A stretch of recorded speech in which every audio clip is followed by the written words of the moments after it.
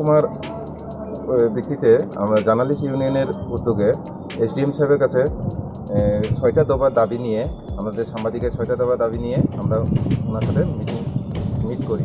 তো ওনাকে মেমোরেন্ডাম আমরা জমা দিই। তো এখানে আমাদের 6টা দফা দাবি ছিল: অবিলম্বে রাজ্যে পেনশন রুল তৈরি করা, সাংবাদিকের শীঘ্রই সাংবাদিকের আবাসন নির্মাণের কাজ শুরু করা।